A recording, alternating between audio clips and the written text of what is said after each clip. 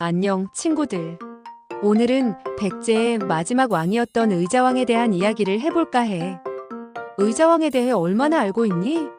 아마 삼천궁녀 이야기를 들어본 친구들도 있을 거야. 하지만 의자왕은 정말로 향락만 즐기던 왕이었을까? 오늘은 의자왕에 대한 새로운 시각을 함께 알아볼 거야. 옛날 아주 먼 옛날 백제라는 나라에 의자왕이 있었어. 처음에는 아주 똑똑하고 용감한 왕이었대. 신라와의 싸움에서 이기기도 하고 백성들을 위해 좋은 일도 많이 했어. 나라를 안정시키려고 노력도 많이 했지. 그런데 시간이 지나면서 의자왕에 대한 이야기가 조금씩 달라지기 시작했어. 역사책에는 의자왕이 술과 여자에 빠져 나라를 망하게 했다는 이야기가 있어. 하지만 정말 그랬을까? 최근에는 의자왕에 대한 새로운 연구들이 많이 나오고 있대. 어쩌면 의자왕은 나쁜 왕이 아니었을 수도 있다는 거지. 사실 백제가 망한 이유는 의자왕 혼자만의 잘못이 아니래.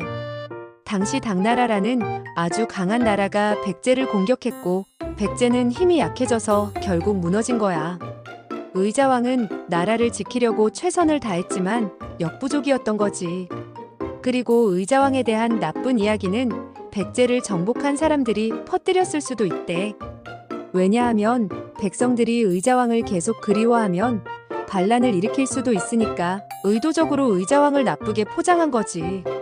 하지만 의자왕도 완벽한 왕은 아니었어. 국제 정세 변화에 잘 대처하지 못했고 신라와 당나라의 공격에 제대로 대비하지 못했지. 그래서 백제가 망하게 된 거야. 중요한 건 백제가 망한 이유를 한 사람에게만 돌릴 수 없다는 거야. 여러 가지 복잡한 이유들이 얽혀 있었고 의자왕도 그중 하나의 원인이었을 뿐이지. 의자왕은 훌륭한 왕이라고 단정하기는 어렵지만 그렇다고 무작정 나쁜 왕이라고 할 수도 없어.